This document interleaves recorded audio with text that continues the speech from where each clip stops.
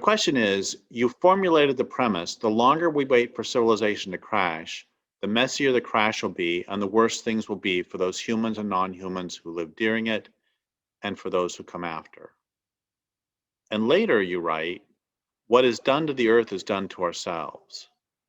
Does this stance automatically lead to the most radical solution? Or in other words, does this stance make violent actions against a system which is killing the world a necessity? Well, I'm going to go with the premise first. The longer we wait for civilization to crash, the messier the crash will be, and the worse things will be for those humans and non-humans who live during it and for those who come after.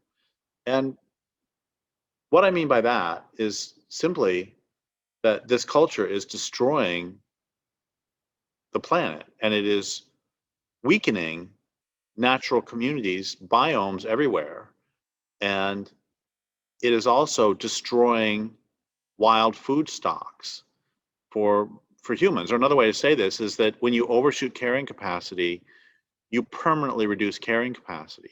So if somebody would have brought down civilization, or if it would have crashed on its own 300 years ago, people who live in the eastern United States could still eat passenger pigeons. And if somebody would have brought it down 100 years ago, people in the West could still eat salmon. And if people would have brought it down, I don't know how many years ago, people in Europe, people in Germany could still have eaten salmon, and people in Europe could still have eaten great auks. And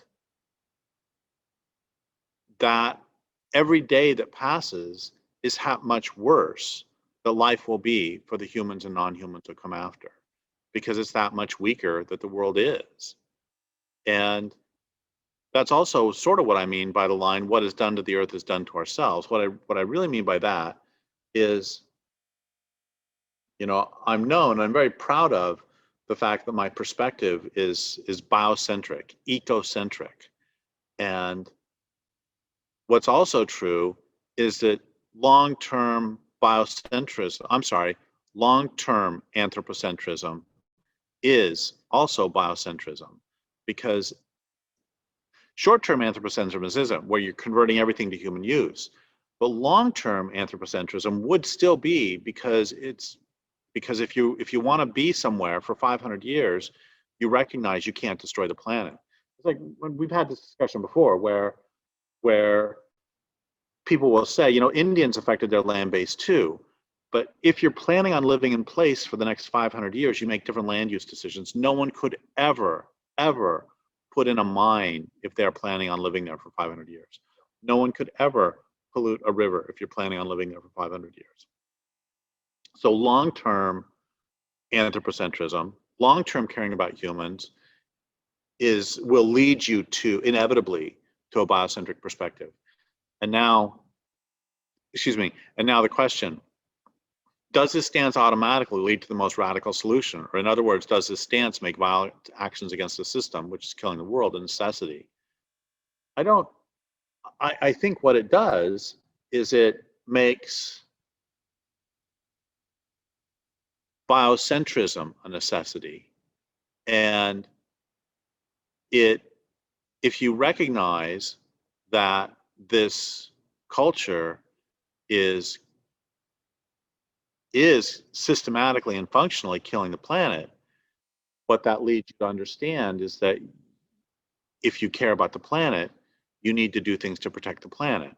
And different roles will be called for under that understanding. I can see how there could be people, and there would be people, who care about life on the planet and who do not want to bring down the system, who instead want to protect places, who want to take out individual dams. I mean, there is plenty to do in restoration work. There is plenty to do in stopping primary damage right now. There is plenty to do in terms of education. There's still plenty of other things that can be done. All I'm saying is that, yes, the system will come down, and the sooner it comes down, the better. And wherever people perceive their best ability to contribute to the ultimate health of the planet is where they need to devote their efforts. And that said, I've also said many times that if space aliens had come down from outer space and they were doing to the planet what the dominant culture is doing to the planet, I think we would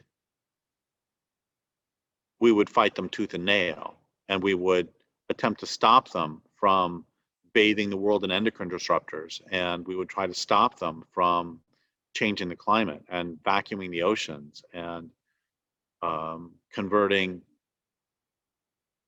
this wonderful, beautiful planet into a hellscape. I think we would do whatever is necessary to stop that.